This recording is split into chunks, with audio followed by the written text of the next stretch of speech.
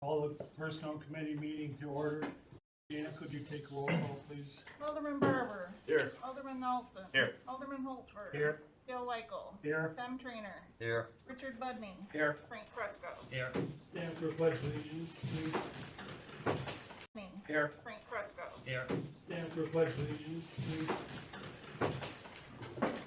Pledge allegiance To the flag of the United States of America and to the republic for which it stands, one nation, under God, indivisible, with liberty and justice for all. One nation, under God, indivisible, with liberty and justice for all.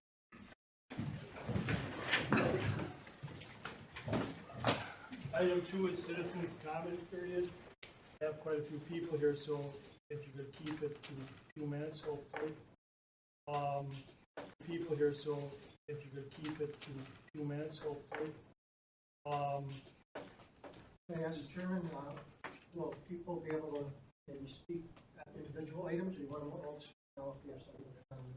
I'm sorry, Will you allow some of the people to make comments for individual items, or do you want them just to speak now if they want? Individual, sir. yeah, if there's a motion made, Motion to suspend the rules to allow for individual comment during. Second.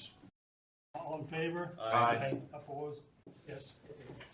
Okay, is there anybody else who wants to make a comment?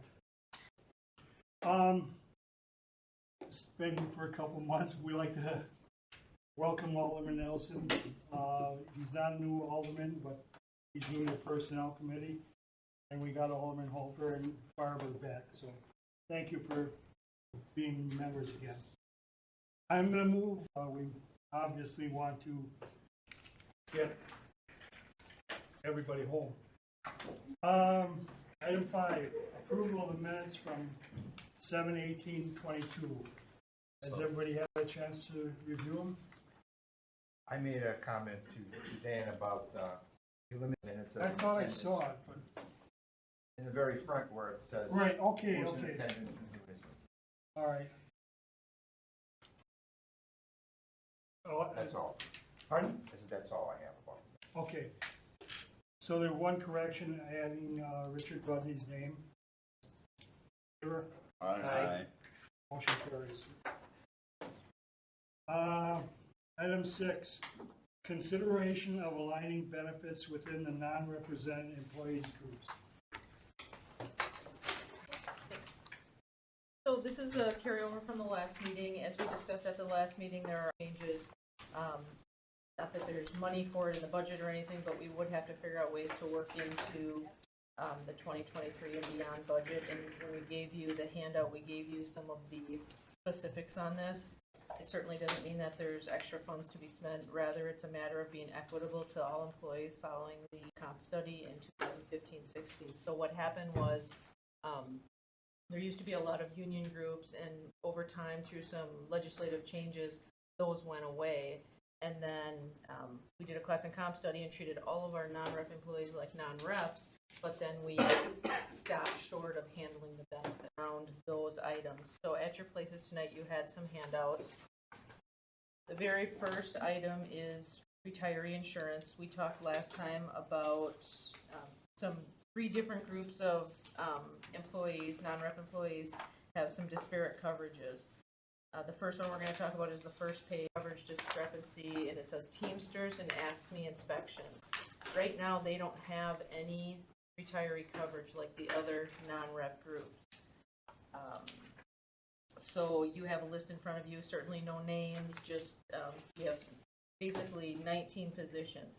Of those 19 positions, that based on their years of service, their age and their years of service, they would not be eligible for the retiree insurance. However, there are 13 of them listed in that top section that would have anywhere from 9 months to 35 months of retiree coverage if those reps. I did use worst case scenario as far as the plan costs. Our high deductible health plan costs less than our PPO health plan, so we just did worst cost. So on an average, on a single employee, over the course of a 3-year period, you're looking at somewhere in the neighborhood in 2022 dollars of about For someone who's on a family plan over a 3-year period, that could range just shy of $50,000 over a 3-year period. Again, these are all benefits that all the other non-reps and reps actually have, if not the same or better. So we do have some waivers for some employees, so that we're also unsure of the usage of retiree insurance. There's a number of employees that don't take retiree insurance. We do for our OPEB study and some of our other post-employment benefits to do an actuary study. I think employment trends will tell us right now it's very unlikely that someone will go to work someplace and stay there for 20 years. So worst case scenario, but I think that's what the committee was looking for. So this is the first group. And again, we put this on as a consideration, so if there's not votes to be had tonight, that's okay. We just wanted to make sure we gave you the costing and talked about the details. So on the second page, it talks about dispatchers. Right now, our dispatchers, 14 of them, have a similar benefit to the other non-rep groups, but an old carryover from a past union says that their subsidy, when somebody has the age and years of service requirement, in the year they retire, the age and years of service requirement, in the year they retire, that premium is frozen a bit, the city's is, and the city will pay 75% of that. For dispatchers, that was never updated, and the subsidy is from the 2005 premium. That on a single plan is a difference of about $203 premium. That on a single plan is a difference of about $203 a month, and on a family plan is about $525. So again, this costs it out, and the timing I did on the one before, I just kind of gave you an idea because of course this would turn into a budgetary matter if it was approved. But I gave you an idea. What does it look like in the next 5 years? What does it look like in the next 10 years after that? And how about 15 years out and beyond? It would give you an idea of how long the city would have to budget for that. But that's what this scenario is. And again, calculations are completed in 20 statuses change over time. The third discrepancy, you might say, is the DPW. So that third page, you're going to see some yellow highlights on there. Right now, DPW coverages, again, similar but different. Their coverage begins at age 60 with 15 years of service. Month about potentially changing that to requiring 20 years of service at age 60. And those 7 people that are marked there, those are the ones that we would, if the committee decides to go forward with a recommendation, we would ask to do a grandfather, because they are ones that would be negatively affected, some of them in that time to recover from that. So that would be the third one on retiree insurance. So those are all of the 3 groups and the 3 scenarios. Maybe we should talk about that before we go on to any other discrepancies, benefits.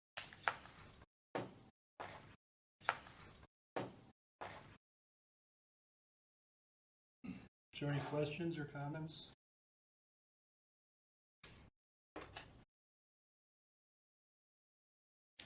Are you looking just for us to do this now at this point? You're not looking for a recommendation? Again, it's not, it's not a mad dash to the finish line. This has been going on since 2015-16 when the class and comp study was implemented, and there was a commitment to then align benefits. We're just playing a little bit of cleanup here. So certainly we could take this on in the future.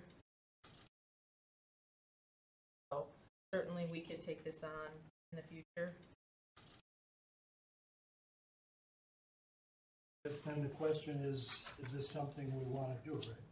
Correct. Okay. Without making a motion, can we just see who's in favor of it, looking at it for the future, and who's against it? For that, I would have a question.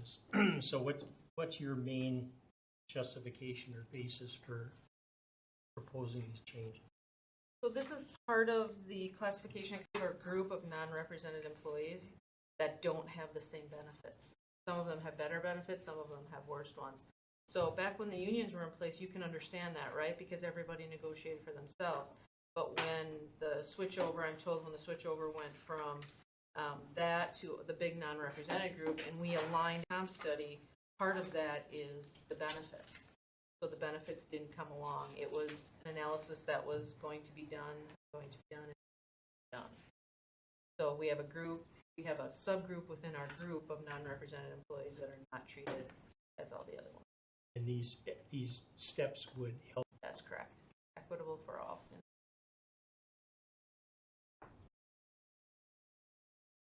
Any further comments? Obviously, with the amount of information here, I hope everybody understands you probably won't be able to make anything tonight. The motion that this is something that we should do. Absolutely. You do, okay. Oldenburg, do. Tom? Yes.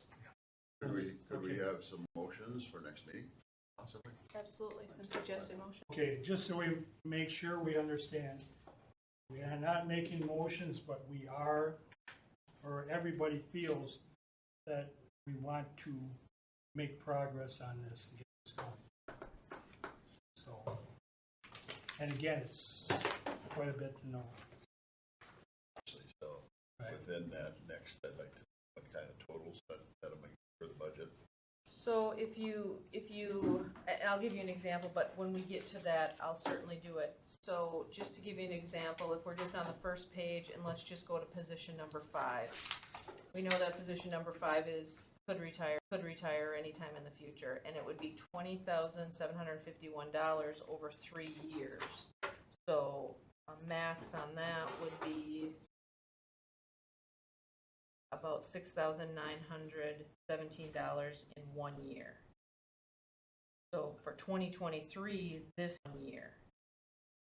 So for 2023, this category, we'd be looking at about just shy of $10,000 for 2023 budget. But I can as best as I can kind of show you. Do you just want to see 23 budget, or What the net, kind of show you? Do you just want to see 23 budget, or what the net effect is on the budget? That- Look at the 3 scenarios. What does it vary? do that? I concur.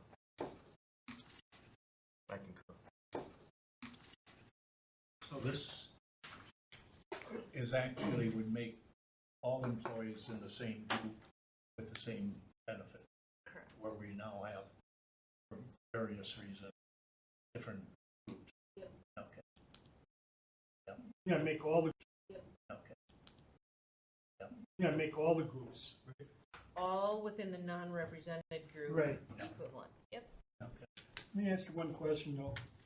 I've been seeing a lot of age 62 for retirement, which obviously changes 3 years. That obviously changes 3 years that health insurance would have to be had, probably. Are people still retiring at 62? You know, it's really a mixed bag. It's everybody's own personal situation. We have some people that leave before that, and we have some people that stay much longer. Right. So I would say it's really a personal decision. So I mean, if we're, let's say budgeting, although we're not, if we're looking at age 62, then maybe the worst case scenario. That would be the worst case scenario, because it would be 3 years. Now keep in mind, the employees or the retirees then would still have to come up with 25% of the current year's premiums plus any increase for the next, it ends up to be 35 months, because when somebody goes on Medicare, it's the first of the month that their birthday is. So, but I can tell you, we've had a lot of employees that have been very concerned about this for a number of years, and I would assume that there's probably going to be that retire if it's passed. So I don't want to mislead anybody. It certainly is going to be a budgetary effect, but again, it's almost like this decision is being made a day late and $1 short because shorted. And I assume the employees are all pretty much aware of what this is all about, or? I think the employees that it applies to certainly are aware of it. All right. Any further? Do we have any employees So it's only the groups that I have listed here. The first one would be the Teamsters, and I kind of put the departments in. I try not to use employees' names, so I put the departments in that third column so you can see who those departments are. Of course, the first page, like I said, building inspection, engineering. Page is all 14 dispatchers, and then the third page is all of the public works employees. So if we continue looking at this in the next month or two, nobody would be at risk of losing. No, this doesn't take anything away from anyone. What it does is, already, Okay. it makes them equal. I hate to see somebody. Absolutely.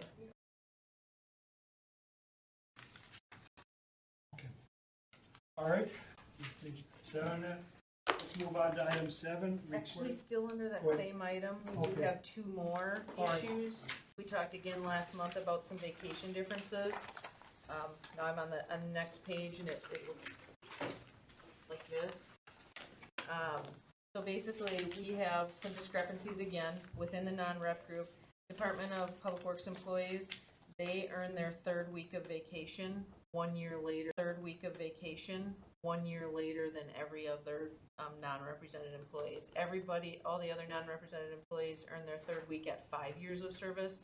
Department of Public Works, not until the 6th year. Again, a long-standing carryover from when the union used to be in place, class and comp went through, and standing carryover from when the union used to be in place, class and comp went through, and all the pay and other things were aligned. This one wasn't. So that's the first thing. The second one would be the dispatchers. This is really probably not as substantial as some of the other ones. This really probably not as substantial as some of the other ones. This is a request to convert them to an accrual basis, as other non-reps are. What happens is if they get 2 weeks of vacation, they get all that dumped in their vacation bucket, if you will, at the beginning of the year, and then they can use it. But if they leave before they use it, then they have to pay it back at the beginning of the year, and then they can use it. But if they leave before they use it, then they have to pay it back. In their first year, they really don't earn any, and they can't use anything until they've been here for 1 year. So what that does is it puts them, like the other non-reps, it doesn't add or subtract from them. It's just a more, always lets the employees know what's in their bank. That's the second change. The third change, this one's not quite so easy. You'll see at the bottom of that, it talks about there's a 5th week of vacation. Different non-reps get vacation at different times, or get vacation, throughout their 7 items. And what that shows is, depending what group you're in, you can perhaps buy a 5th week of vacation at 18 years, or some of them don't get it till 22 years, or some of them get it automatically. Some of them have to have 130 days of sick leave in their bank in order to, and then there's just a number next to each one of those scenarios that tells you how many employees are in those cases. So again, this isn't quite as easy of an issue to solve as maybe the other ones were, because there would be some, give and take, perhaps. If we were going to change the benefit, I would certainly want to ask the committee to entertain some grandfathering, because we're certainly not trying to take anything away from anyone. But I think that, just not as easy of a fix. It may actually, if we go forward with some kind of a PTO structure going, if we go forward with some kind of a PTO structure going forward, it may actually resolve itself because of the way that works compared to the vacation and sick time work. So it's just something we wanted you to be aware of, and we can certainly continue that conversation. Something we wanted you to be aware of, and we can certainly continue that conversation. The last one has to do with personal holidays. Again, we spoke about this at the last meeting. And so the way it works is there's just different levels of personal holidays. There's just different levels of personal holidays. One of the biggest ones, you might say, is the DPW versus everybody else. So in DPW, they have one less personal holiday, but they get one more stated holiday, and that stated holiday happens to be good. So it just seemed like it maybe made more sense that they wouldn't have that Good Friday as a holiday, and maybe they would have a personal holiday instead. Now, I know there was some discussion last month, about perhaps aligning all of these buckets. Again, you can see that that's maybe not as easy as like it, because that would be the other alignment of benefits where there is not currently an alignment that really should be considered.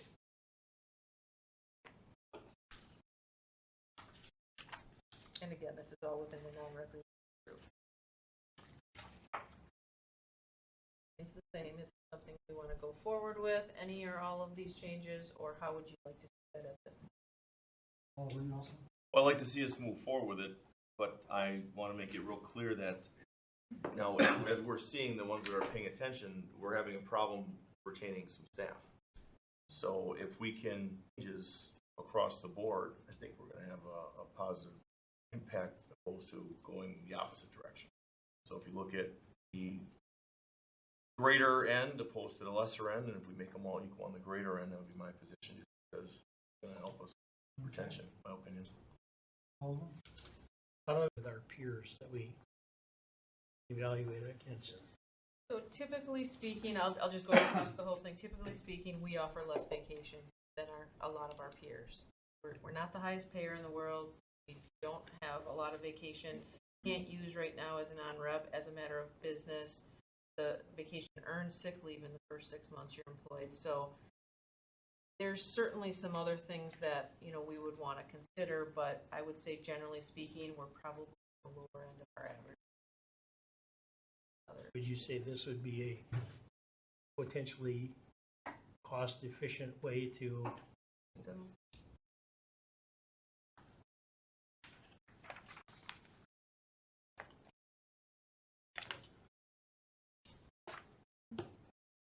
Okay.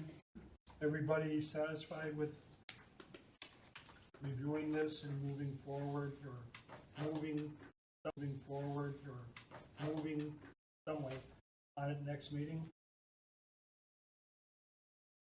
Okay, let's move on to item 7.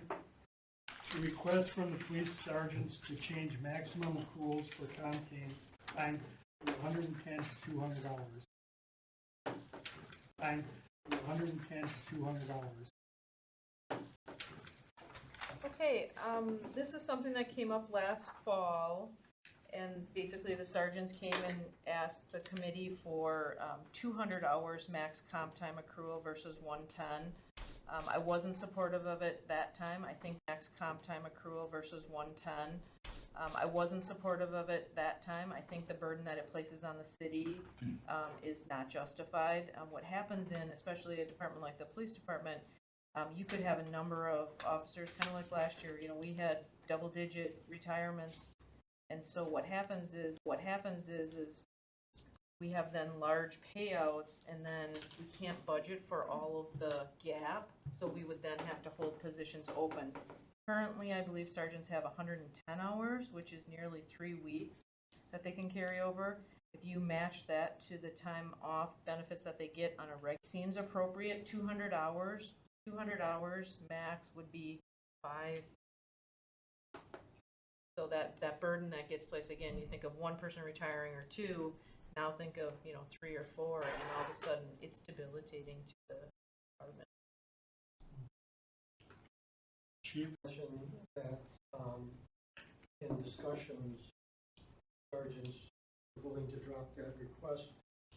We're more interested in the sick leave incentive program, similar to what the officer had.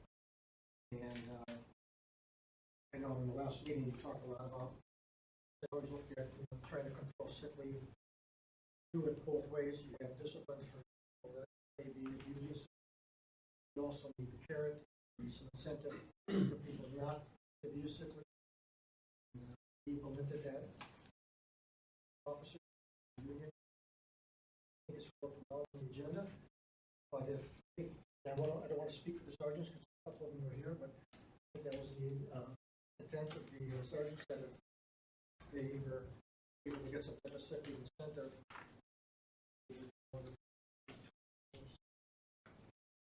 I do have a prepared statement.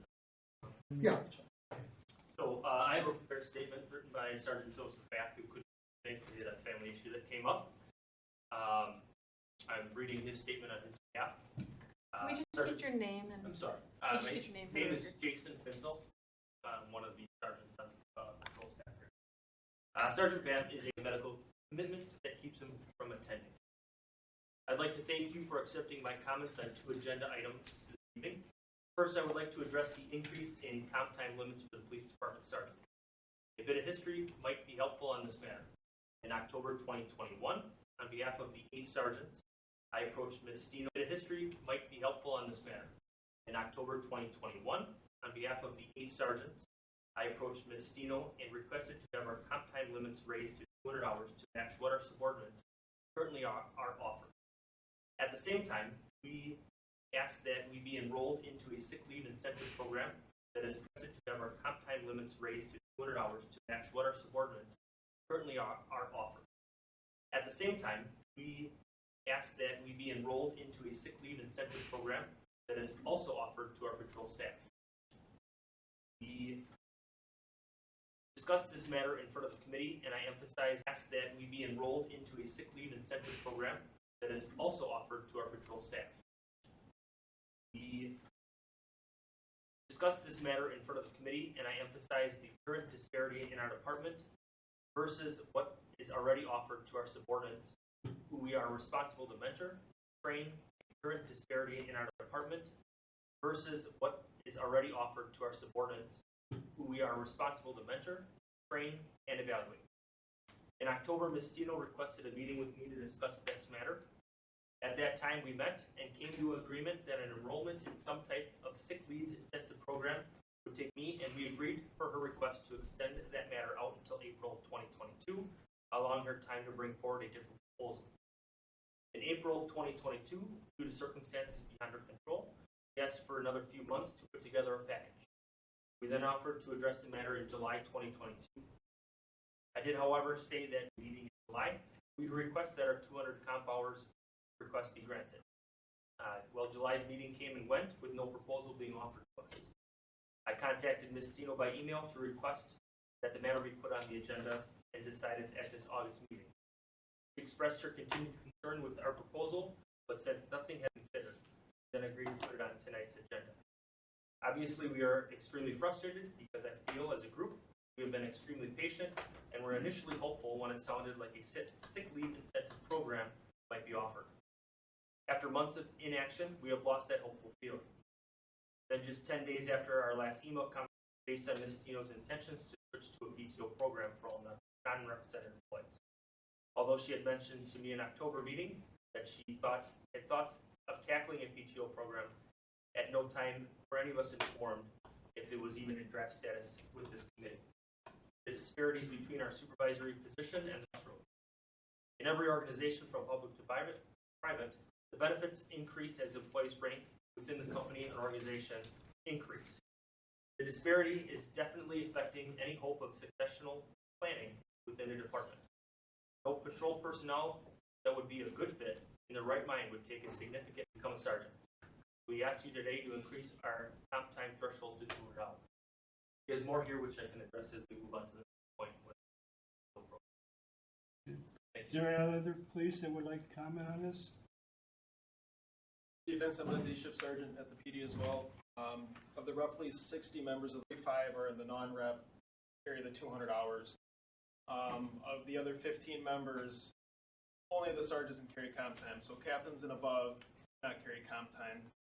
And while it's understandable that it's a budgetary constraint, the reality is that 8 sergeants aren't retiring at the same time at all. It's retiring at the same time at all. It's going to be one every 10 years for the next 20 years if we all stay. Any other? I guess I got a question, and I don't vote. But anyway, what's the big deal about changing it from 110 to 200? What advantage is it to the police, and what disadvantage is 110 to the police? Well, when we took the promotion, we really wanted to be in a sick leave incentive program like our subordinates, because it adds up to a substantial amount of money to be in a sick leave incentive program like our subordinates, because it adds up to a substantial amount of money. You don't use sick time over the course of your career. Once you get promoted to a rank of sergeant or above, you're not in the sick leave incentive.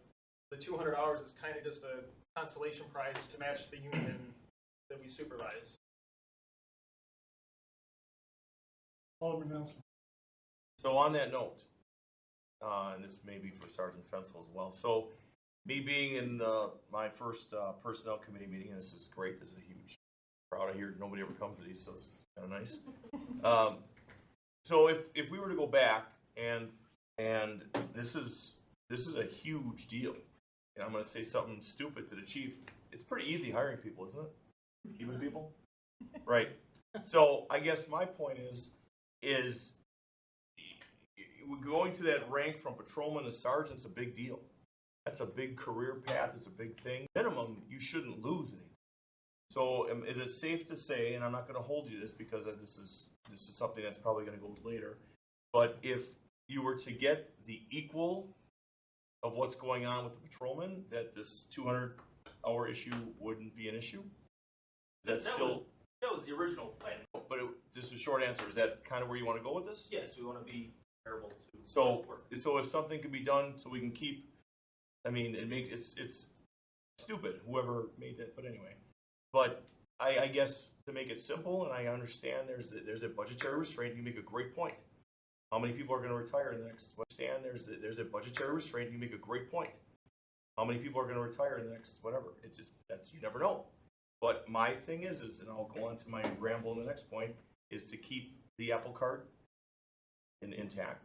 I think Chiefs got a great team, and I think that makes sense to keep Chiefs got a great team, and I think that makes sense to keep it at least equal, not better. The officers. Thank you. Peggy? So just a couple things. First of all, I just want to remind the committee we're not negotiating. This is not about negotiation. This is Points. about benefits for sure. But when Points. Benefits for sure.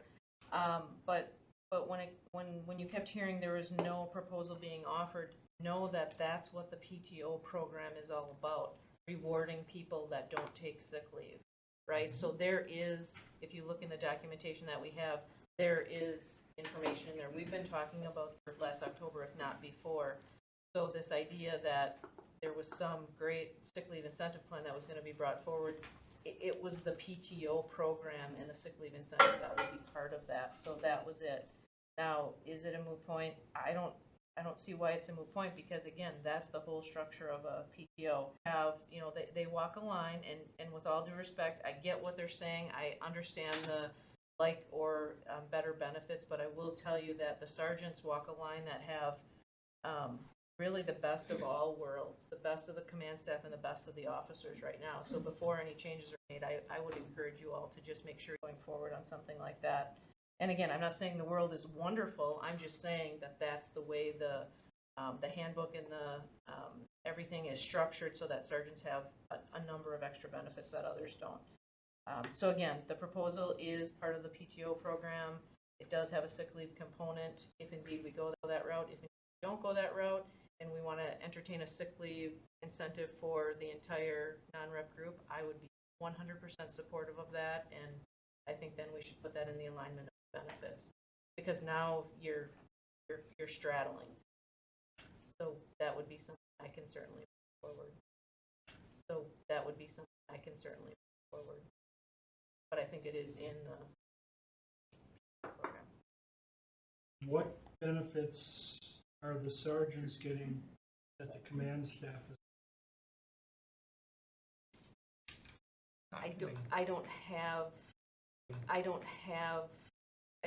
There's certainly a flex time component. There's a direct link off of the contract pay.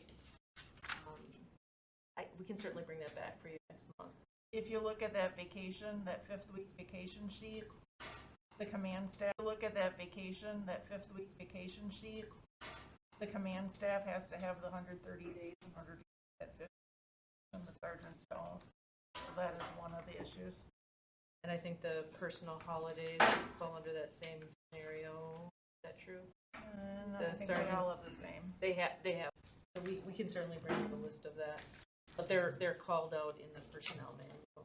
Sergeant, let me ask you a question. I'll ask you the same one. Obviously, you know your benefits. But you said that you feel you should get at least the benefits that the patrol officer gets? Yes, How do you feel it's right then that you also get the command staff? Because I mean, it sort of blends in a little bit. You get the best of this, the best of that. And now, I'm not saying I'm for one way or another. I'm just, what's your opinion of that? Do you think that you should get the best of both? so what we're looking at is trying to pull one at a time. Right. Like Alderman Nelson said, this is a jump that people try to go for. But a lot of the patrol officers don't want to give up a lot of those benefits that they have. Like the sick leave incentive program is a major one that they give up to take that promotion. So that's one thing that we were trying to look for, and hours of comp time. And I know Messino mentioned something about flexing of hours. The patrol sergeants or the sergeant staff does not have the ability to flex their hours like the command staff. But the 5 personal holidays do match 5 weeks of vacation. Yes. But we're trying to show they don't want to give up all these benefits that they have as patrol officers. We're not going to get the people that want to take that promotion to go for that promotion. We're not going to get the best quality candidates that we want to be the leaders of our department into those positions. That I understand that, but I guess my thing is for the sergeants. But don't you get some incentives by getting some of the command staff stuff that maybe makes up for some of the other stuff you're not getting? That's true. We do get some of the benefits of the command staff, but our workload is much higher than that patrol staff. But we take on a lot of roles of the command staff when they're not there, and that regular daily activity of the chief is in charge of our police department on day-to-day operations, but the patrol sergeants and the detective sergeants, the sergeant staff runs the police department on a day-to-day basis. So we really want to sergeant staff runs the police department on a day-to-day basis. So we really want to make that position to be the position that it is, and you don't want to give up those benefits. Somebody not really ready for that position, take it because we have no other choice. Understood. Any other Question for so what I'm hearing is the original preference was the incentive for sick pay, and you're saying that a potential PTO would be that incentive. Would that put the sergeants on parity with those patrol officers and what they get, or just close? So that hasn't been decided or created yet. It certainly could do whichever the committee prefers to recommend. But yeah, it certainly could do whichever the committee prefers to recommend. But yeah, the goal would be make it a positive program. Because I'm assuming all the employees, not just patrol part of it's a negotiated thing. Correct. So is the PTO going to supersede going forward? Then that would be the standard for everyone, or you're still going to have individually negotiated terms? It should be in a well-y administered program. It should be, that would be what it is for the group. It should be, that would be what it is for the group. It would be, right, the idea is to treat all of our employees equitably, right, all across all employee classes. But we know there's different groups and different things happen. But the plan can be crafted however the committee desires so that we could certainly achieve those goals. And if you look into the PTO documentation in there, you will see pages of, at least 2 pages of information about the sick leave incentive and about, some options that we were already talking about to improve that. Enough committee members here to talk about what it could look like and, to kind of give some marching orders for us to go forward and do some research. Very honestly, in 2 communities that I've worked in, I've implemented these programs, and to do it right, get all the input, get all the feedback, get all the information out there, right? Because this is something that's big for the committee. There's a lot of homework that needs to be done outside of the committee. We need to find out what the pitfalls are, find out what all the issues are, see how we can work them out. One community I worked in, we actually had some community volunteers that joined the committee just so that we could make sure, we were serving the committee, and then the committee has to fully understand it, and then it goes to the council, and the council has to fully understand it to support it. So it's not a, we can get this done in 5 minutes kind of thing. But I think the documentation you've had in your packet for a good 9 months is probably the beginnings of I'll be quick. We don't need to beat a dead horse, but I want the committee to understand that as sergeants became a number of proposals between the time of the old administrator and Ms. Sino, that as far as went from work hours to some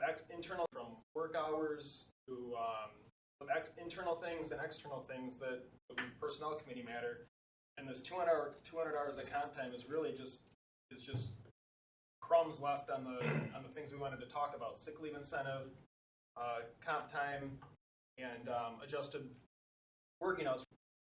Comp time and adjusted working hours for the sergeants. This is the only thing that's left, and Alderman Nelson can attest to this in the profession.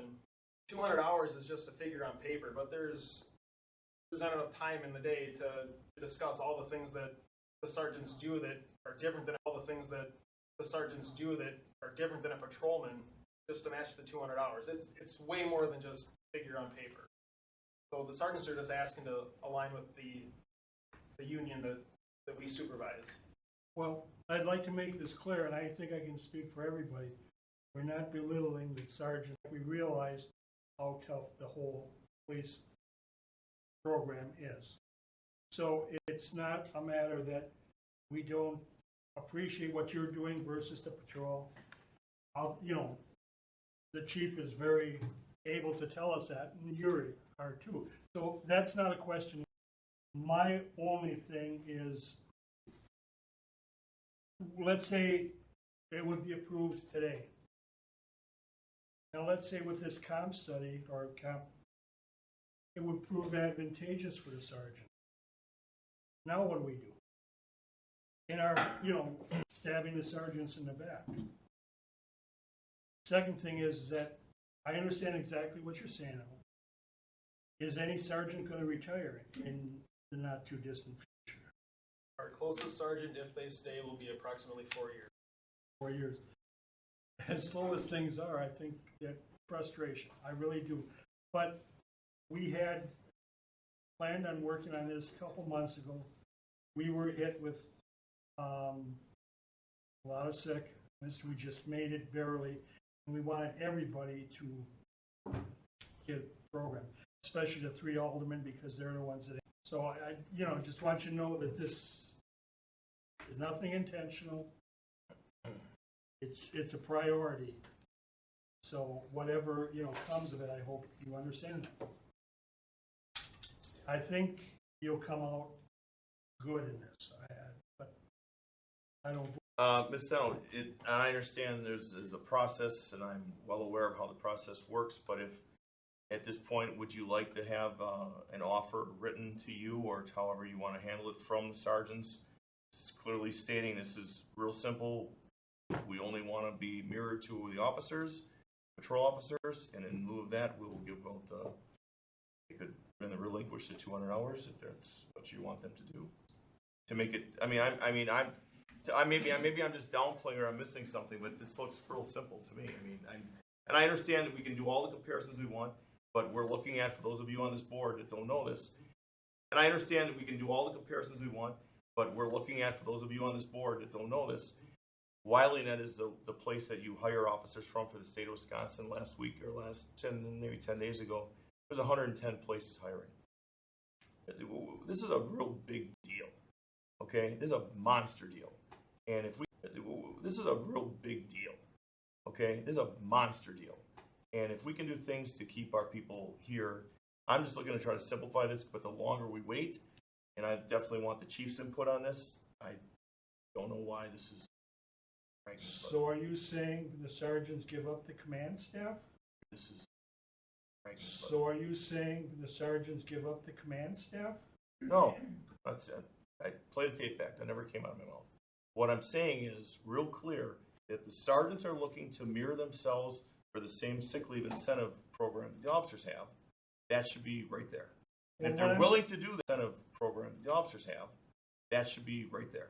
And if they're willing to do that, sir, if they're willing to do that and not worry about this 200-hour thing, put it in writing. Let's get rolling. And Okay, but the thing is, they're not mirroring themselves. I'm just trying to.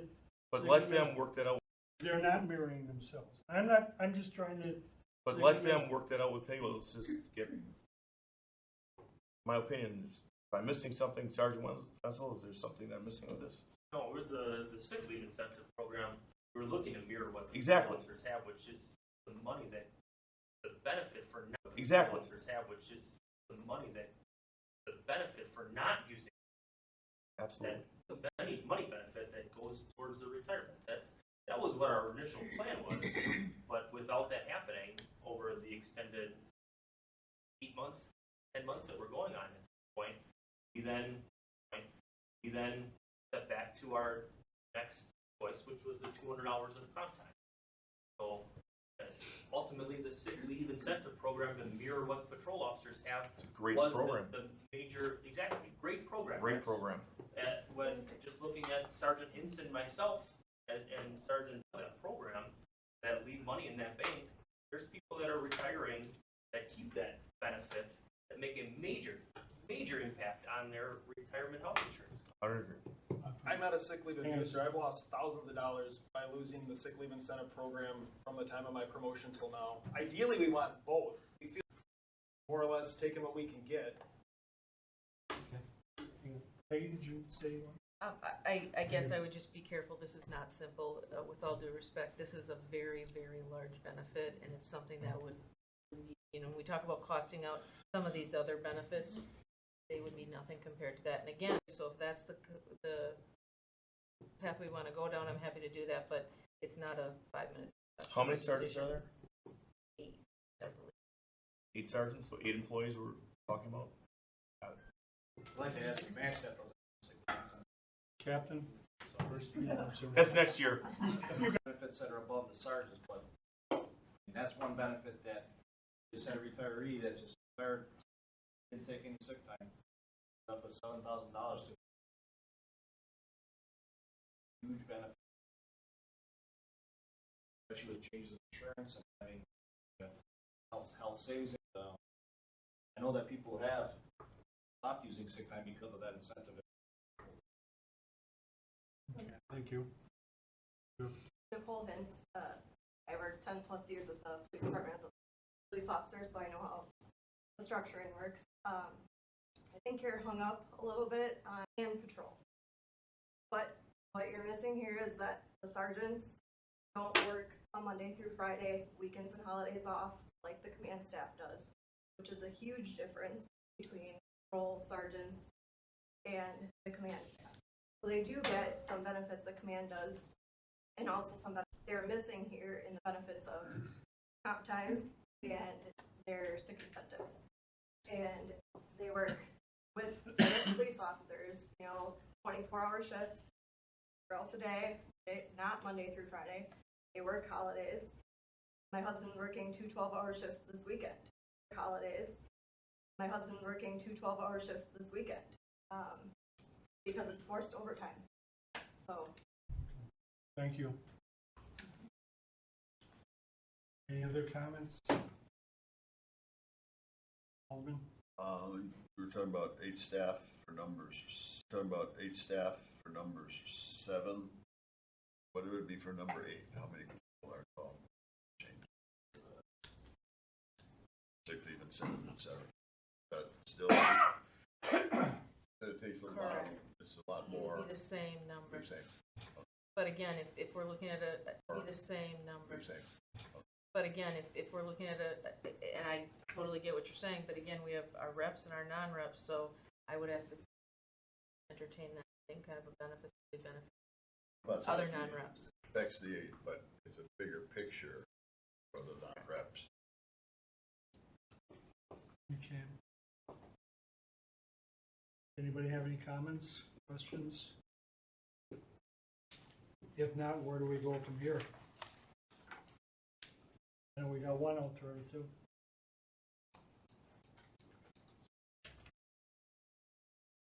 Hey, I think we should probably get into the PTO stuff and talk about what that means, what it could mean as far as a sick leave incentive, and then I think if indeed the committee wants to take that a step further, and again, just know that, and I appreciate the, when Joe and I talked about April, days we have a budget coming out, as well as other priorities, so I don't know how fast I can get you this, but I would say we should cost out those sick leave programs. so is it the consensus that if the committee goes ahead with recommending 200 hours, sergeants will not be in with any potential PTO? I do not think that would be the case. I think we would still do.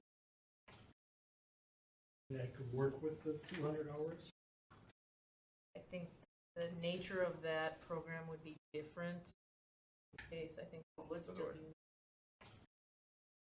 That could work with the 200 hours? I think the nature of that program would be different.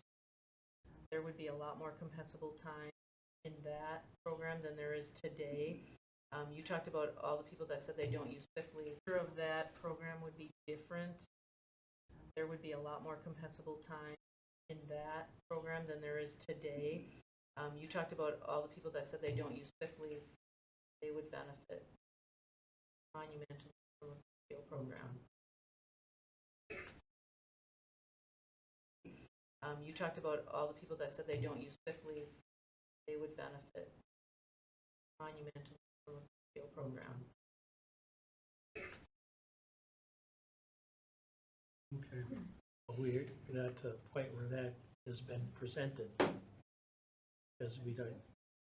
10, 12 pages of documents that I've gathered over time and some information that I've given you, and I can certainly tell you about some PTO programs that I've been involved with and tell you what that all looks like. Yes, I mean going out to the staff, to employees.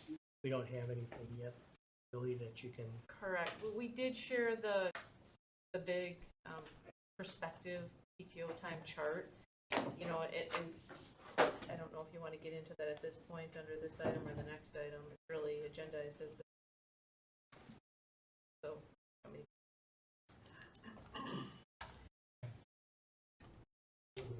Want to re-enter negotiation?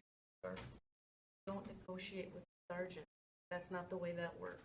If the asking sergeants you- created a union, then they would negotiate with the city. But other than that, let the me city rephrase has the to- semantics then. Do you want to continue talks? However you want to semantically. Of course. Well, that's what I'm just saying. Do we just want to keep you? I mean, I don't know how. At the committee, it will be evident on where the committee's going. So the committee's going to be involved in this. This won't just be me. And something. This isn't Okay. about me. This is about the city offering its benefits. That's fine, but I'm saying obviously this is a big deal. And I understand there's a lot of moving parts to it, but I'm kind of boiling it down to the officers. And if that's good, I'll yield to my. Have the sergeants gotten any information on this PTO possible? The thing that went to all the employees was the big chart to that whole thing. But again, I don't know that we're far enough as a committee to start sharing information because we don't even know. We were waiting to reintroduce it to the new committee, and that's been since April. So we have made a lot of progress. We talk about it every month. It's on the agenda every month. We just The difficulty, because you've got a group of people trying to, for lack of a better term, negotiate one or two items, when in the works we're looking at a broader, more encompassing thing for all non-encompassing, or non-encompassing thing for all non-encompassing, or non-union, for lack of non-negotiated thing.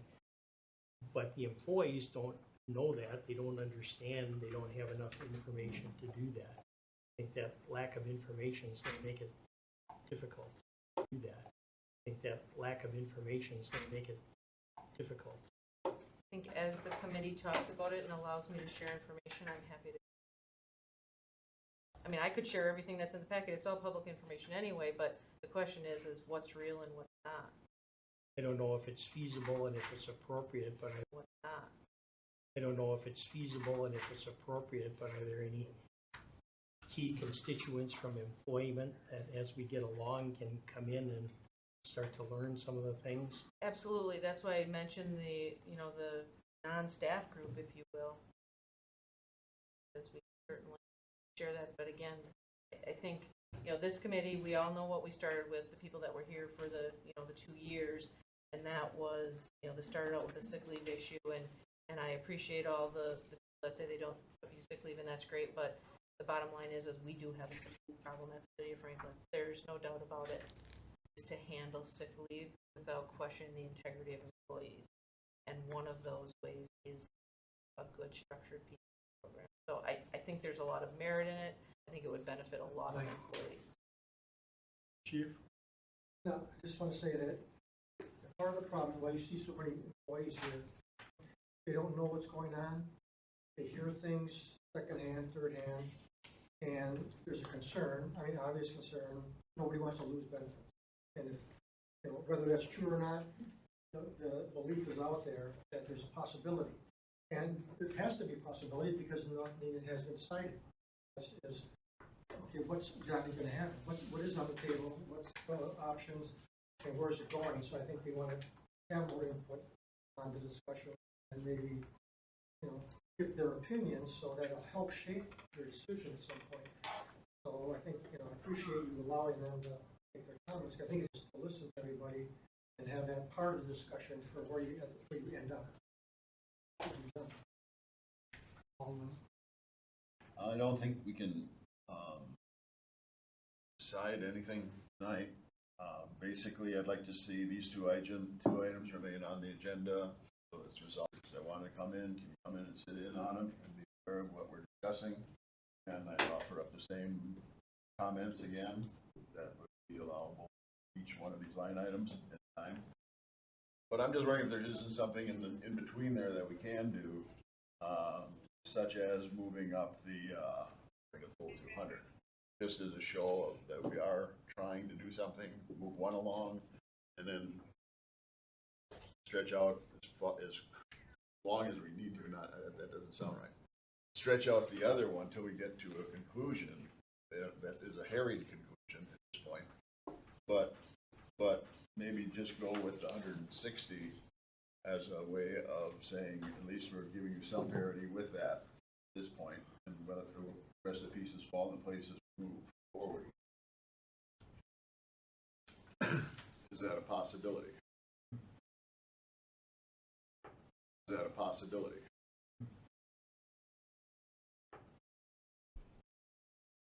Well, I don't like the idea because I think we should be all in or not. So if we make a decision, when we say 160, then we're actually saying, yes, we agree with the fact that they should be at parity at 200. They should be at parity at 200. That's, except for doing it to a degree. And I believe we aren't at a point yet where we are, we're all, how shall I say, fully buying into the fact that there should be a parity. The fact that there should be a parity. There's a lot of things to talk about, but one thought that crosses my mind is, if you're a sergeant, you get a higher salary, correct? You get a higher salary. Is that not compensation for part of the position that you're using? But you're also compensation for part of the position that you're using. But you're also giving up a benefit that your patrolmen have, your patrol officers have. So you're taking that promotion for a higher wage, but you're then giving up this incentive-based program, which is a great program and apparently it's effective.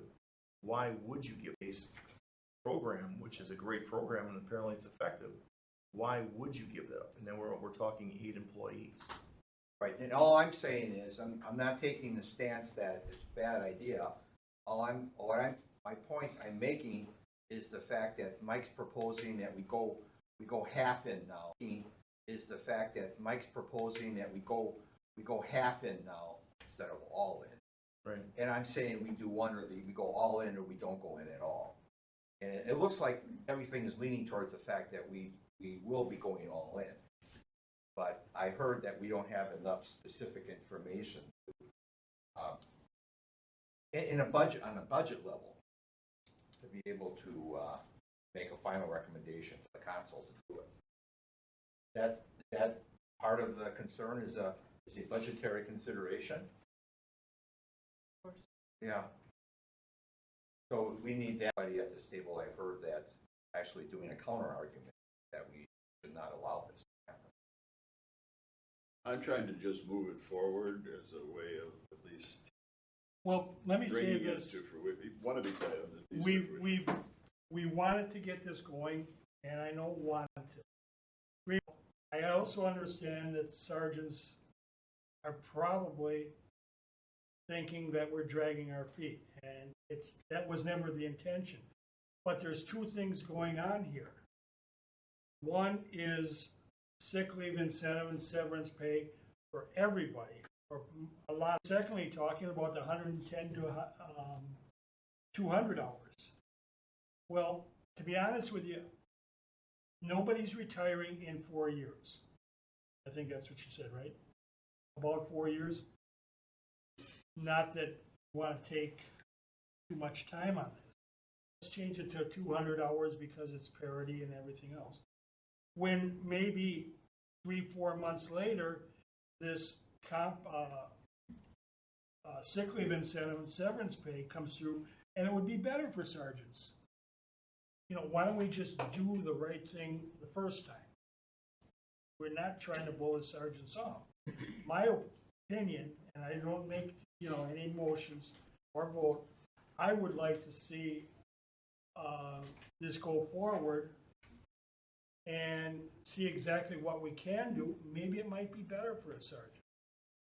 I don't know. Employees or just the sergeants? Because I thought it was all across the board that you're discussing. So why does the sergeants have to not get everything that we get and what they should be rightfully owned for the compensation of the comp time? Because they might be contradictory. Right, a little bit somewhere. Right, a little bit somewhere. What I'm saying is their sick leave incentive severance pay policy is for all employees, correct? The what? Number 8, item number 8. Mm-hmm. That's all employees, correct? Personal time off versus All employees of the city of Franklin, correct? personal time off versus All employees of the city of Franklin, correct? No, it's not protected.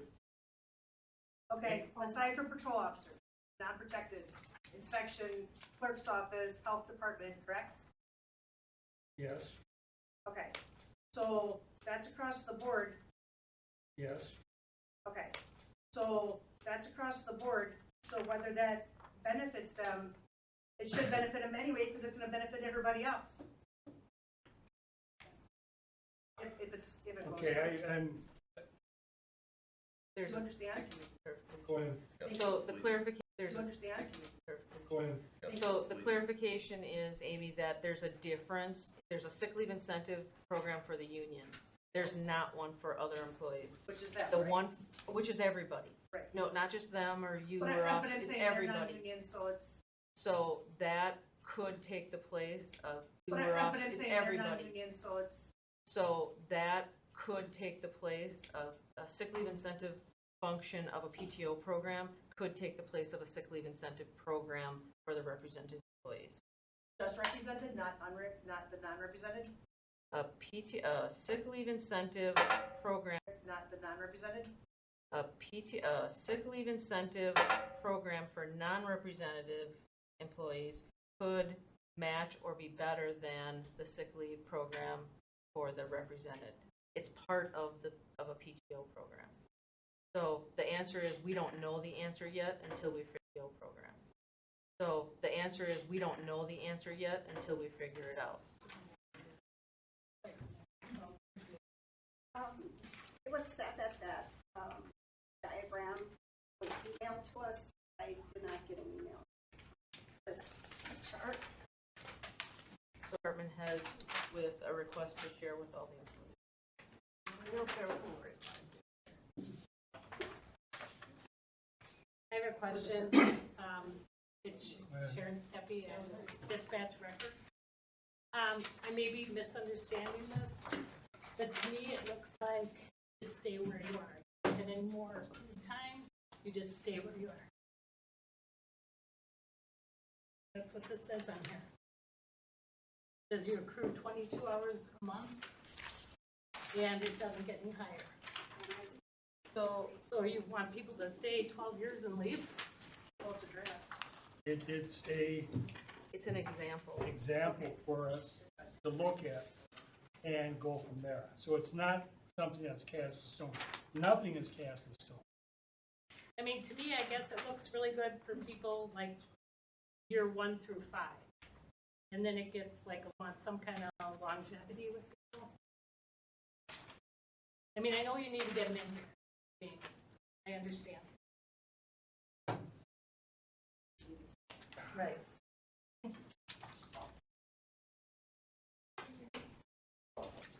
Quite honestly, we have not gotten that far. So, you know, we can't say anything because we haven't gotten that far. We just have to go over everything and start going from there. But this is what we got, and this is what I saw, and that's why I question it. I think you're probably running out. They may not be right. Maybe here, rumors fly and everything else. Let's look at it.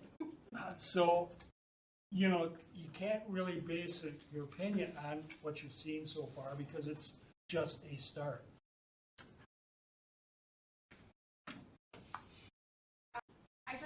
I guess maybe would ask for clarification on this chart.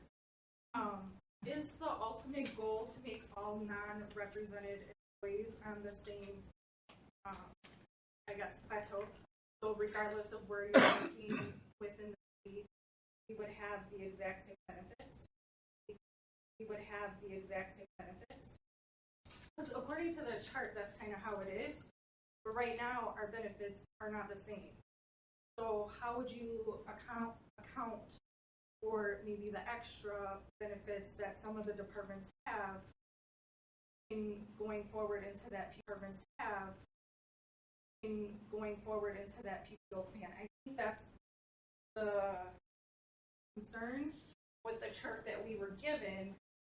It, I guess, doesn't show correctly or accurately our current benefits. So what it looks like on paper is that we're actually losing benefits to go to the PPO. If I can say something, this here is, you know, it shows our desire to treat everybody fairly. Right. As fairly as we can. So that's my fairly as we can. So that's my question. Is the ultimate goal to make everybody on the same level within the city? In that case, then we would be each losing or gaining benefits in order to make everybody at the same rate. And truly, our departments are not the same. As we've already seen with the sergeants and in general, just the police department, Dpw, the fire department, all of us, our departments all have value, but in different ways. We don't work the same hours, we don't do the same things. So if we're saying all city non-represented employees should be benefited the same, perhaps that's something. I think you're using benefited as a global term. Maybe. And so that's not the case. Because you're right, there's different scenarios with shift workers and different things like that. Right. So I guess I'm saying, moving forward, whatever is presented as like what's actually going to be accepted or presented to, perhaps there should be more detailed and specific. Of course, yes, absolutely. The committee hasn't even decided if they want to go through on a quest for that plan. Okay. So once that's decided, like I said, we're talking 9 months. It would get a lot bigger, a lot of discussions. But again, anybody that has feedback, we're happy to accept it. I'm just speaking, thinking that I'm speaking for everybody, but what I'm saying is, I think what that chart came out, it just kind of was like a kick in the throat for us because it just seems like we would be losing a lot of benefits because we were not represented as what was on the more written in stone, like this is what it was moving forward. just an example. What benefits do you feel you'd be losing? Well, like according to that chart, like we have, for instance, in the police department, we have personal days that aren't represented on there. Our vacation time, not at the 5th week vacation that Sharon was talking about as well, like as far as not moving forward after a certain point, isn't represented on there. And that was something that Christina talked about earlier with the dispatchers, that 5th week of vacation. So depending on where you are in off, or you get that in off, or you get that added benefit, it's not reflected on this chart. So I just think in general, like it almost appears that we're losing like 2 weeks of benefits.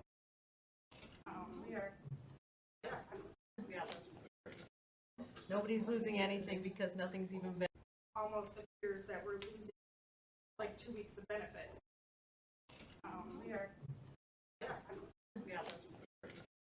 Nobody's losing anything because nothing's even been fully. Right, but I'm saying this is why you have a room full of people. Right.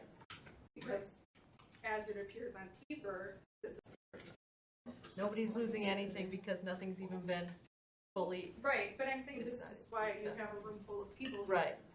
Because as it appears on paper, this is what's kind of being presented.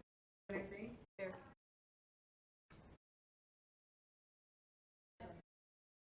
Right.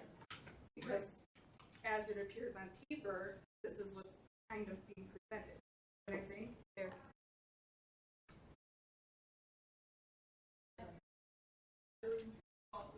Okay.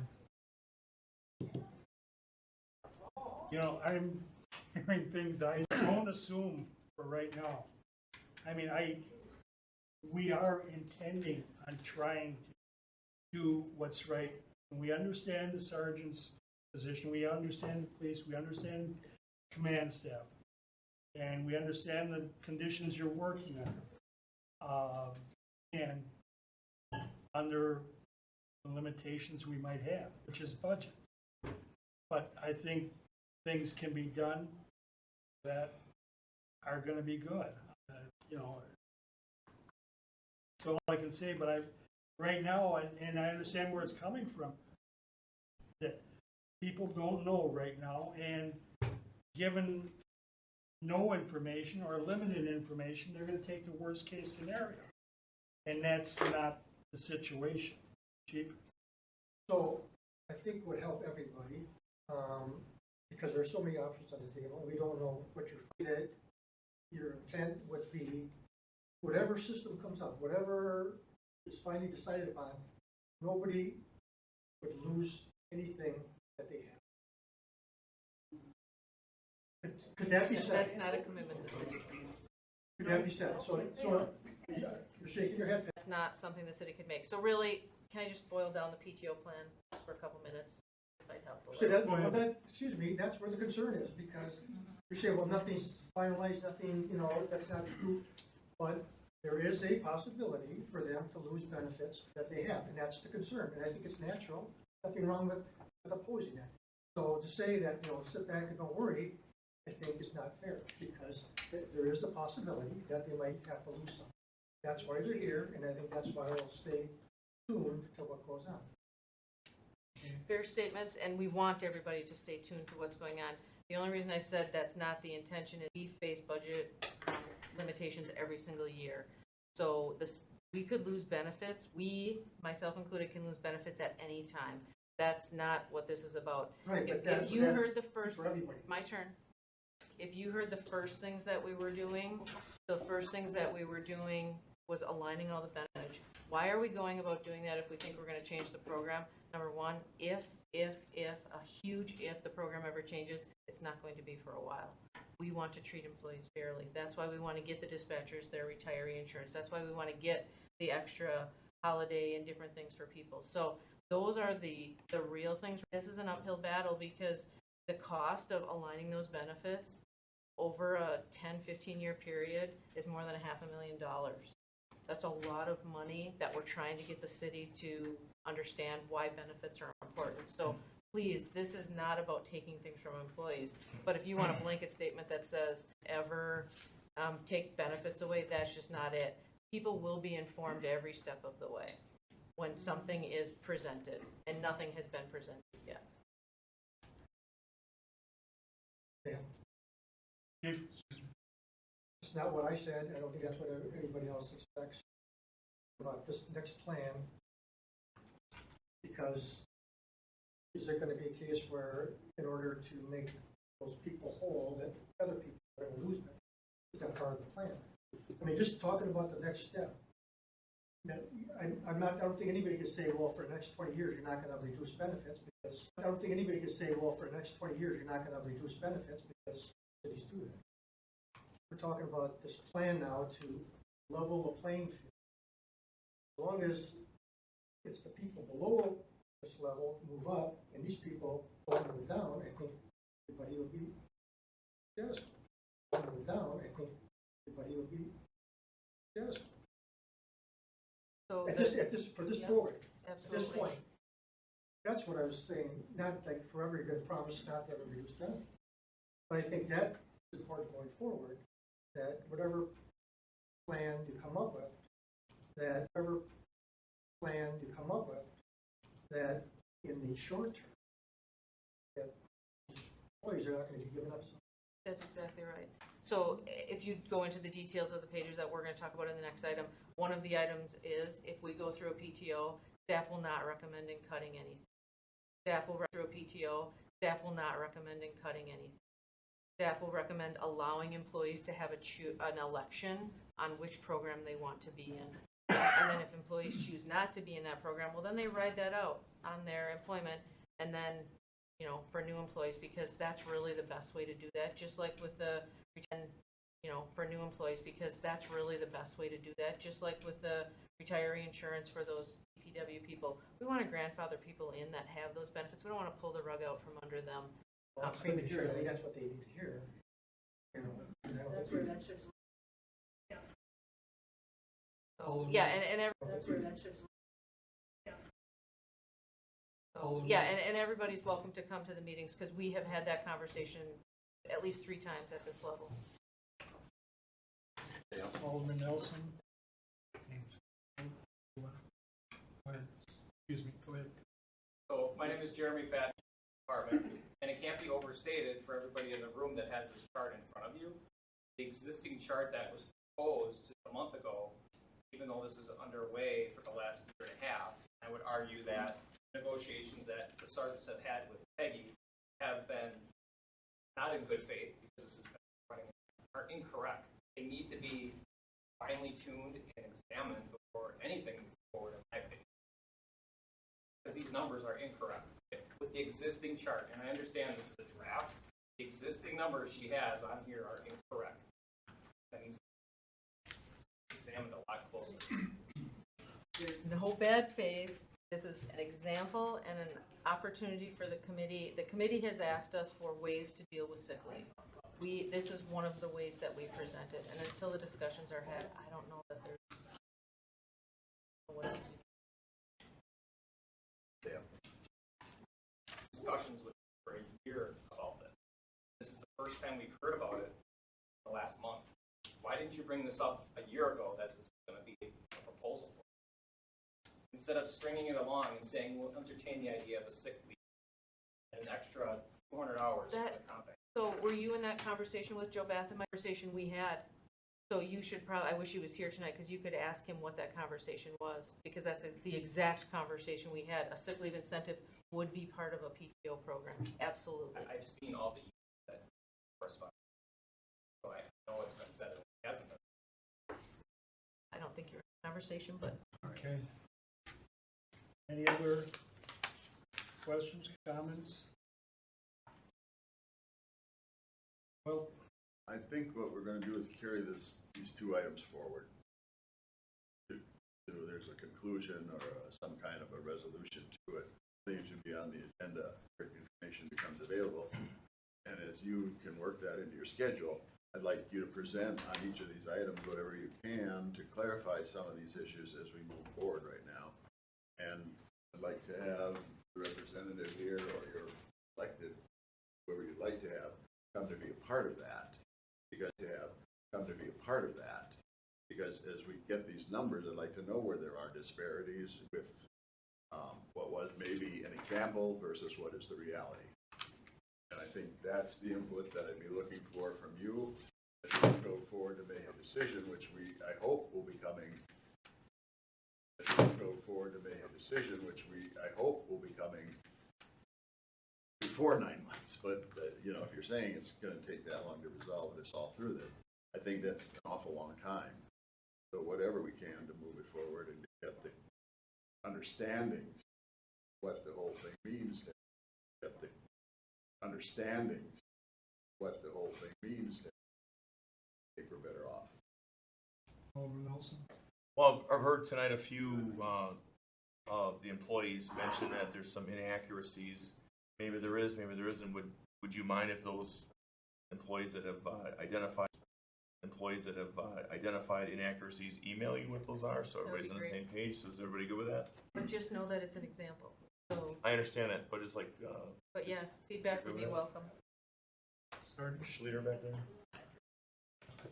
If the committee would hear, and I have the remainder of Sergeant Joe Bass' statement to read. The conversation today. Thank you as well. Please. Thank you.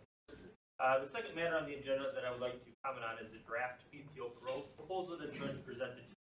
I have seen the spreadsheet drafted by Ms. Tino, and quite frankly, it leaves me more questions and concerns than an answer. As they say, the devil's in the detail. I'd be interested to hear how this proposal would started to address everything. I know the City of Oak Creek pushed through a similar proposal, but zeroed all of the employees' balance. Obviously, this is not a workable situation. In the police department, you have a number of employees that have been diligent and responsible and have saved their sick time. This is, after all, is the ultimate goal. You obviously punish them the most. I know it's been mentioned by Ms. Stino that the PPO concept will help with perceived sick leave abuse and make for an easier system to administer.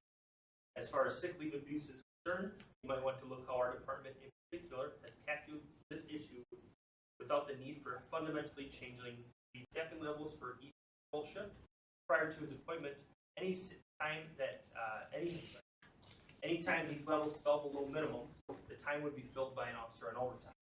That meant that if an officer called in sick and staffing fell below minimums, another employee would benefit by receiving overtime. Chief Leo made a sick call in, the officer would not be replaced. This has two effects on patrol operation. First of all, it reduces the overtime load and also causes a peer pressure effect. Officers were less likely to call in sick unnecessarily based on the strain that would cause the shiftmates and increase their workload. The result has been an overall reduction in sick call. There would be no need for a sick call-in that employees could just call in and use their PTO. This simply isn't the case with either the police department or fire department. As mentioned, there are minimum staffing levels and must adhere to that. Therefore, if staffing is at minimums, we wouldn't allow them to call in and use their PTO. Ultimately, the program working is allowing these existing employees to transfer their full current sick time balances and put it into their severance bank. There are so many problems with the current proposal as it stands. First off, Ms. Dino has legal holidays under her draft plan at 9 existing holidays. Currently, holidays under her draft plan at 9 existing holidays. Currently, employees of the police department have 11. So to start off, her existing numbers are not correct. She also has employees with 22 years of existing service as having 20 vacation days. Currently, employee at that level of service gets 25 vacation. Employee at that level of service gets 25 vacation. So as an example, an employee with 22 years of service to the city would be looking at a reduction of 7 days of not just time off, would be looking at a reduction of 7 days would be looking at a reduction of 7 days just in time off. Not to mention what looks like a reduction in the amount of sick leave accumulation. Every department is going to be challenged by hiring difficulties. This proposal certainly isn't going to make that any easier. As a matter of fact, I urge you to look around at the faces of the employees in this room at any easier. As a matter of fact, I urge you to look around at the faces of the employees in this room, because if this proposal were to go through in its current form, you won't see some of those faces again. You risk a significant exodus of tenured employees leaving for better benefits or simply retiring and cutting their losses. Recruitment, hiring, leaving for better benefits are simply retiring and cutting their losses. Recruitment, hiring, training, and retention of new employees is likely to be significantly more expensive than any perceived sick leave abuse. The only thing I can agree with is a one-size-fits-all proposal will certainly be easier to administer. I urge you to not fits-all proposal will certainly be easier to administer. I urge you to not take any action and move towards a PTO system. Rather, look into some other ways to tackle problems without trying to find creative ways to reduce time off or create problems where problems don't currently exist. Thank you for your time. Thank you for your time. I'm sort of getting that you were saying department, meaning the police force? Yeah, so as we have nothing to do with that. That's chief's responsibility. We're not, anything we would come up with has nothing to do with the police union. Right. I'll say that again. It's the application of the time. It has nothing to do with staffing. It's the application of how time is applied for a firefighter or a police officer to take off of work. But again, that's not something the personnel committee has anything to say about. That's 100% chief and the command staff. Trying to make, because the concern started with abuse of sick leave, which I think is a legitimate concern. Right. Because it does happen. Right. And it certainly happened in the police department. And when I first got there, the only thing you could do was use discipline to address it, and it works only so much over discipline for sick leave abuse. But I argued for years that, you're going to have discipline, fine, but you also have to have an incentive. Have both programs in place, and we did eventually get both programs, and it's working. I think that was the point we're trying to make, is we have a system that works, and is quite as aggressive as we are in addressing sick leave. So I think that's what the point was. So going back to where you go with all this, if you come up with a system, whatever it is, that's just as good for incentivizing that people calling in sick, and it benefits the sergeants just like it is in the details, and whatever you come up with. My whole point, though, is that if whatever system we come up with does not apply to the police department itself, the sworn officers, because that's union, we can't change that. Right. And we respect that. How you internally handle your department, that's a complete different ballgame. No, I guess I'm not communicating it well enough. What the sergeants were doing originally was asking for a similar sick leave incentive at the office. Because they like the program, you see that it works. So they're asking, this doesn't affect the office. Okay. So sergeants say, we want the same sick leave incentive program. Okay. And I'm saying that if whatever program you decide to come up with, as is alluded to, that's going to be sick leave incentive, and it benefits them. I'm assuming the sick leave incentive, and it benefits them. I'm assuming sergeants are going to be okay with it if it's similar, if not equal. So that's fine. But again, the devil is in the details. So, right. This is kind of off of the whole police department thing. Sorry, Andrea. This is kind of off of the whole police department thing. Sorry, Andrea Storman, Public Works now. I've been here for 18 years. The first I've heard of anything about going to PTO time. But I can tell you there's 3 reasons I took the job. One is pay, one is health insurance, and one is the time off accrual benefits. One is health insurance, and one is the time off accrual benefits. I take home less now than I did 18 years ago. My insurance deductible has gone from $0 to $6,000. You take away the time that I can accrue that I've been saving over the course of 18 years, or even adjust it minorly, and I would be one of those course of 18 years, or even adjust it minorly, and I would be one of those cases that Joe Beth said would not. And I think that goes for probably many. Okay. Thank you. Tom Riga, Dpw. I listened to last month's meeting. There was a lot of discussion as far as how the current plan doesn't incentivize people that don't use sick time. Can I just get some clarification on that? Because right now, currently, we can turn our sick time in for an extra week vacation. The draft plan does not show that. We'd be giving up our 5th week vacation we'd be giving up our 5th week vacation if we went to this PTO plan. I think that's where a lot of confusion starting.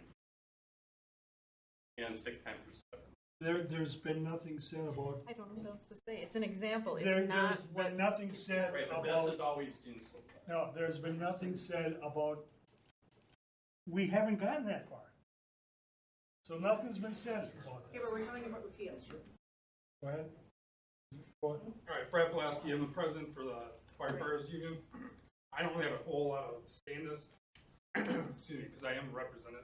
But what I'm hearing, what I've been seeing from everyone, and Alderman Nelson, Alderman Barber said, you need to get input from the individuals in the group of the city. When I was the example, I think people are afraid that that could have been voted on tonight as is. That's a concern of what everyone in this room possibly has. They just want to make sure, as in, they're accurately portrayed first. Nothing against anyone in this room, but you don't know all their benefits as much as they do. So they're just worried that something could have got passed without their input. So maybe you got to look at having one person from each, from a sergeant, from a DPW, from dispatch, etc., for the non-reps, as a committee to make sure that it's all in fight, I guess, for this. That makes sense. Piggyback off of that a little bit for transparency, maybe give us the packet or put it on the website like every other agency or every other department does. Our packets are on the website. You have to ask for it. Well, there is what we get, That's what we're asking you for get. transparency. Dana's very good about putting out packets. Yeah, I've seen them just about every time I come in here. You have to ask for it. Agendas? But the packet, not just the agenda, the stuff included. That's but that's a very good point. If each of the groups would name someone that they'd like to get that packet, along with who they'd like to maybe Should have just be on the talking website, more yeah. one-on-one with us. Put it on the website under the agenda. Just like common council.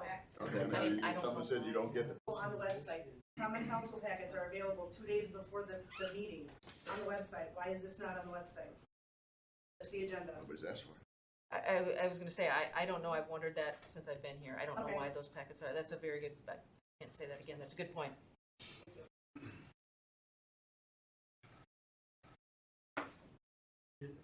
Go ahead. So this chart here, this is just sample. Yeah, it's not cast in stone. Because if you take, okay, I'll be here 10 years, and it says I have days off 32.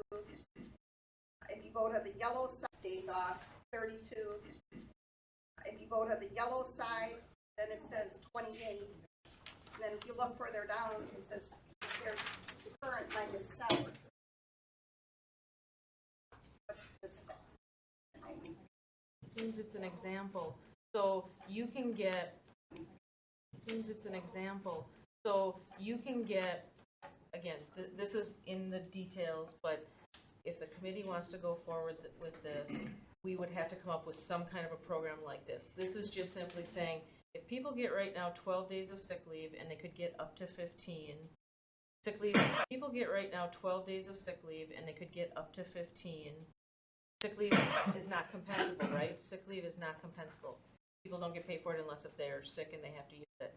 So under a PTO structure, they wouldn't have 12 with the option of earning 15. It might be something else. The example is 8 days, which means you would get paid for 8 sick days every single year, whether you take them or not. So it changes uncompensable time to compensable time. But again, that is just. So you wouldn't be able to bank them anymore? So there are certainly some categories that I showed that's the case, and in the documentation you would see that. I hesitate to throw anything out because it's obviously not, well, I have some ideas for the committee, but in the end, you could do things like put some of those compensable days towards retiree insurance. That's what other communities have done. I'm not saying this committee is going to go for it, or the council is going to go for it, but there are a lot of really cool things. PTO, like it's this bad program. A PTO program really is exactly what most non-reps have already for their vacation. That's how it works. It's a PTO program. Somebody mentioned Oak Creek. I can't say that enough. That was a dumb thing that Oak Creek did. You don't just cut everybody off at 18 days and call it a day. That's not how that works. but until the details and putting in the hundreds of hours of work that's gonna go into this, it's an example. But the one thing nice when you can accumulate your, like if I had water, I could use this. Of course. So this you wouldn't be able to, I mean, you would only be able to prove a certain amount. If we get into it, then we'll start talking about, but there's a lot of options. You could create an extended sick leave bank. You could create a deferred comp account. You could create a retiree insurance account. There's a lot of ways you could go about that. There's a lot of really good ideas. Again, people talk about PTO like it's this bad word. It's supposed to be more flexible to uncompensable time into compensable time. That's actually quite a benefit. But again, there'd be a million questions that we would have to work through that whole process. And those would all be in there. Well, they've already reduced our comp time.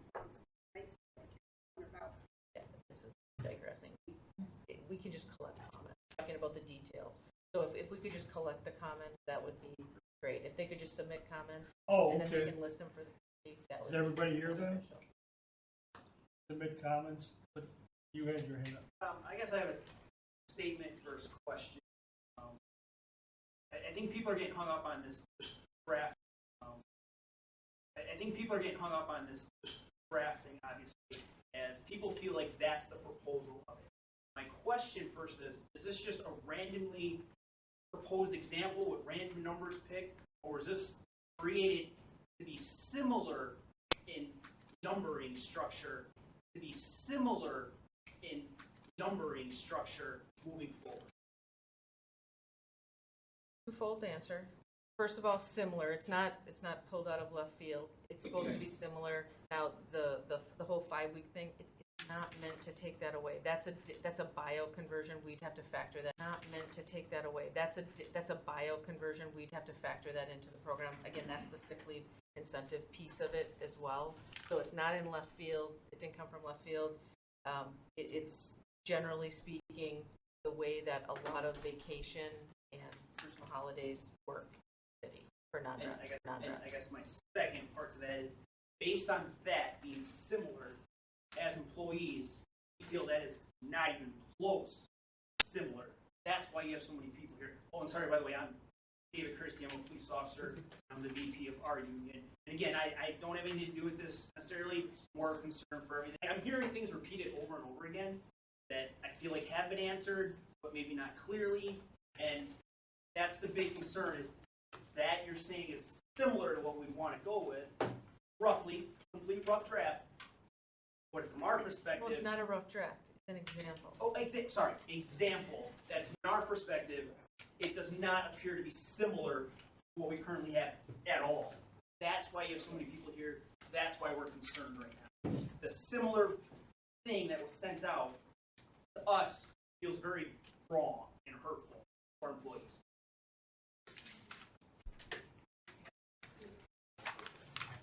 I understand what you're saying. I can guarantee you that these, it's not cut in stone. I've said that a million times. It's to get us to know what's being done, what can be done. To get us to know what's being done, what can be done. Peggy spends a lot of time on this. I will say this, and I've been on personnel committee 38 years, and it's been happening every damn time. And it's not the administrator's fault. A lot of times they're coming up with stuff. It's not the administrator's fault. A lot of times they're coming up with stuff to do, and all of a sudden there's higher priorities that they have to drop everything and go for that. It's caused, a lot of delays. It's not intentional, and I have delays. It's not intentional, and I get the sense that, a lot of people are thinking this is intentional. It's not. It's just that there's other things that the city administrator has to do so that, I'll give you a good example. I think we've been, since the comp study, about evaluations. It's not done because every time, the city administrator would get close to it, all of a sudden there's something happens that delays it. So it's frustrating.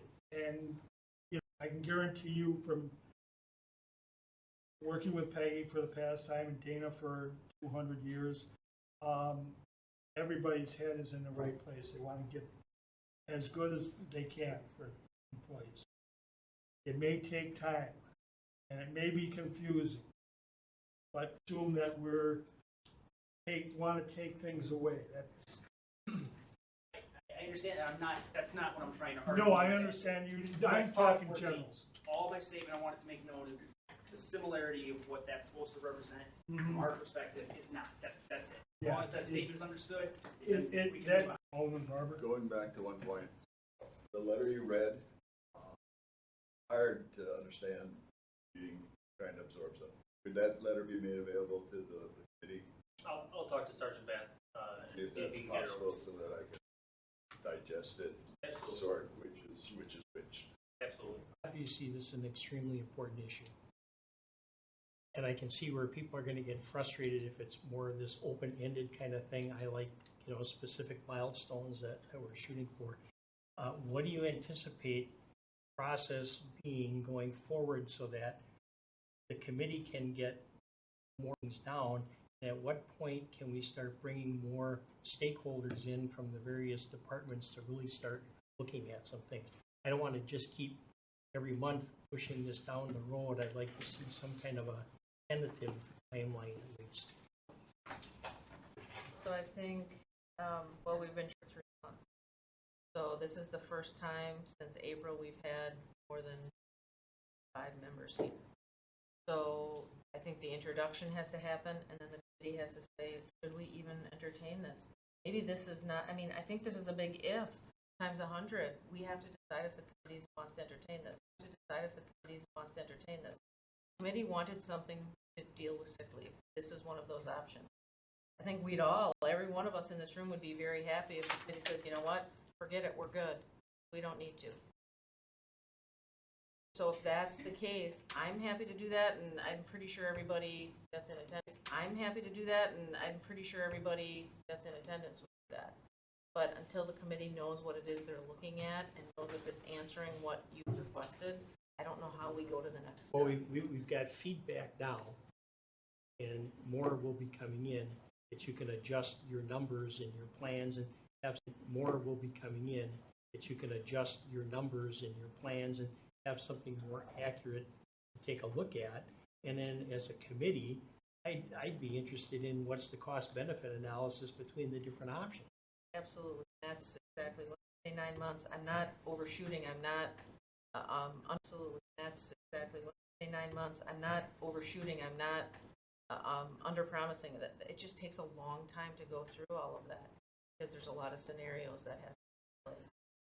But So until the you're committee even knows suggesting- if you want to go through with the exercise, that stuff is all the exercise, that stuff is all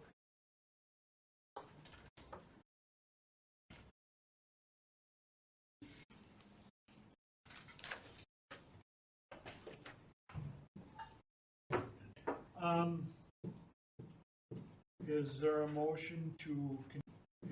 motion to continue this at the next meeting? So move. For a second? All in favor? Any questions, comments? I have a comment. This is very important to everybody that's in this room. This is very important to everybody that's in this room. So I'd like the committee to give consideration to form a subcommittee. Start putting the information together to assist Peggy. Perhaps reach out to the employees instead of us having this as one agenda item. And that subcommittee would then report back to the committee. It would be more focused. Things would move along considerably more. Like you set up a project plan as an example. You were talking milestones. I personally would like to have the full committee here because invariably one person will have a question versus 3 or 4, and I think it will be more comprehensive. I really do. If it means, and I'm going to probably get in about this, if it means having a special meeting, I'm okay with that. We also have problems because there's only, 80 hours in a week, and it's, that you can only do so much. But if we can get the information, the Common Council holds off on putting her in all the direction. So anyway, I would rather have everybody here. That's why the past couple months, we have kind of held off a little bit. That was partially my decision, so anybody wants to throw stones, I'll embargo.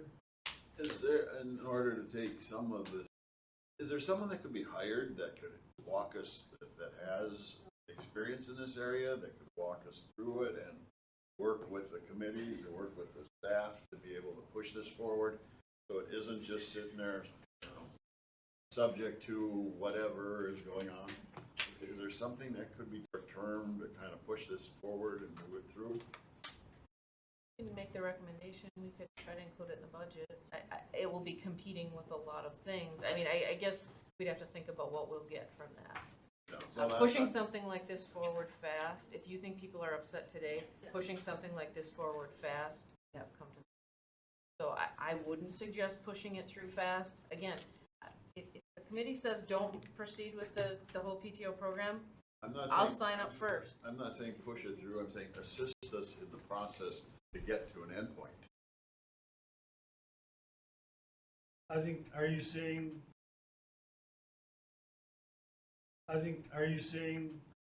take some of the load off Peggy? Well, someone that maybe has some experience in this area that I have lots of experience in this area. I know it's you not do. about that. I guess and I'm not implying what you that. have to do though is you as a committee, you all as a committee have to decide if this program is going to go forward. You all as a committee basically put me on this track. If you'd like me to stop that, you just have to say the word. I'm not saying anything. But if you want it to go fast, well, you could definitely hire a consultant. Absolutely. But if you want it to go fast, well, you could definitely hire a consultant. Absolutely. I'm not saying go fast. I'm saying assist us to get to an endpoint. That's the point I'm trying to make. I'm not sure. Absolutely. And it's nothing against you. It's just I know the Yeah, workload in the budget that you're doing budgets. You're doing budgets. You're doing negotiations. You're doing a million and one things that keep you in an 80-hour week. Because every time I come in here, you're here. I wonder where you hide your cot.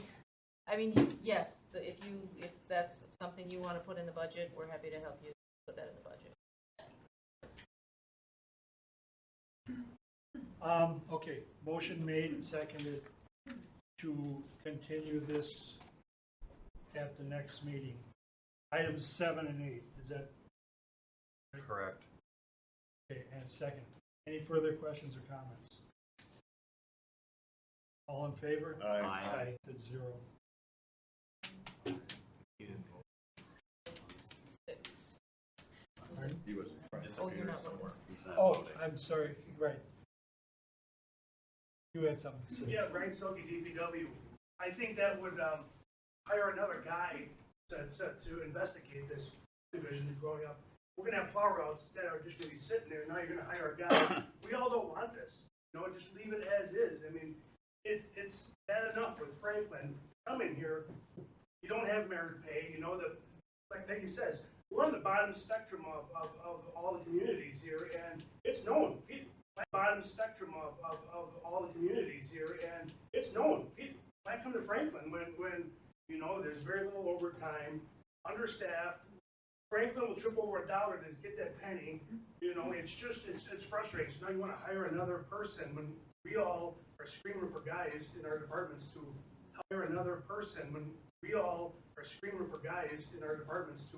help us and help the city. We just don't like this PTO thing. Sorry? If the PTO time is going to be a time frame of 9 months or greater, can the 200 hours of sergeant accrual be a less of a time of 9 months or greater? Can the 200 hours of sergeant accrual be a less of a time frame? Because the PTO time frame would really absorb the 200 hours of comp time. So if the committee isn't going to decide to go forward with the PTO plan, can we at least move the 200 hours of comp time forward in a more rapid fashion?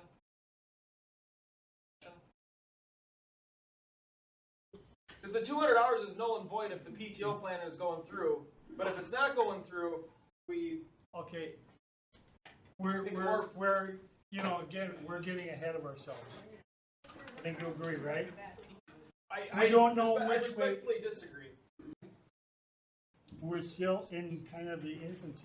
So to say that if one's better than the other, we don't know, right now. We don't know. Well, and that's my point. While we're deciding if one's better than the other, can the sergeants get 200 hours of comp time? Okay, what are you getting out of that? Is they're hiring for 4 years? Well, I'm not trying to be argumentative. Don't I understand that either. But way. I'm trying to move the committee along Comp time isn't always. so that We're just trying to match the patrolman we supervise, and every patrolman in this room right now could gain 200 hours of comp time in their bank, cash my 200 hours out. We're just trying to match what the patrol officers have. So it is a detriment in the meantime, while you're waiting, they could be accruing time in their bank that they work towards. So by saying, like, we're not doing this right now, work towards. So by saying, like, we're not doing this right now because this might not happen, in the meantime, they could be accruing time. So it is a detriment to them to say that we won't go forward with one or the other because there's a possibility that 2 years from now, we might go with this other plan. Possibility that 2 years from now, we might go with this other plan. Did I say that right? Yes. Yeah. Correct. Pretty good. Second point to that, the PTO would supersede the 200 anyway. It'd be absorbed. It would be absorbed anyway. The PTO would supersede the 200 anyway. It'd be absorbed. It would be absorbed anyway.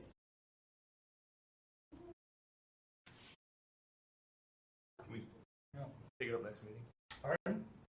I mean, I think we had a motion went through for this whole well, topic for next meeting. the motion was passed. Right. So it's going to be on. More discussion. I mean, the points that are being raised now are what we've heard. I think we need a special meeting.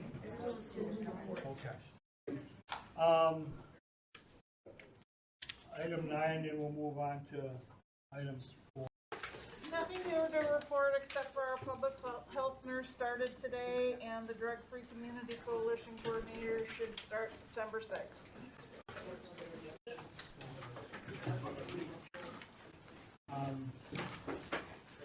All right. Item 4, election of officers. 2 officers, chairman and assistant. We right now do not have an assistant. So is there any motion for chairman? I nominate Gail. Motion made, is there a second? Second. Oh, I'm sorry. Okay, any other motions for chairman? All in favor? Aye. Opposed? And chairman. Like I said, we do not have one presently. Yes, I we thought do. Mike was the. Mike. Where's Mike Mike? Barber is. I'm sorry. Okay, is there a motion to, So move. Second. okay, motion made and seconded for Mike Barber. Motion carries. Next meeting date is September 19th, 2022. We're going to have approval of interim job description discussion regarding military pay differential in 2023 insurance. I would guess we're also going to have items 7 and 8. So I would guess pending. And item 6. Pardon? And item 6. Okay, yes, I'm sorry. Item 6, 7, and 8. So maybe the first 2 carried over to the month after that. Or like was mentioned, possibly a special meeting just dealing with those? Pardon? Special meeting just dealing with those? 7 and 8. 6, 7, 8. Say that again? A special meeting being held, you said you'd be in 2 of them. favor of that? Okay, we got to see how far Peggy can get. We do want to. I'm looking, I like November 1st, somewhere in that. Well, let's not set a date. I'm for it. For this. I'll make that motion. Motion. Adjourn the meeting. Moving along to. Was there a motion? There was. There was in a second. Second. All in favor? Aye. Aye. Thank you, guys.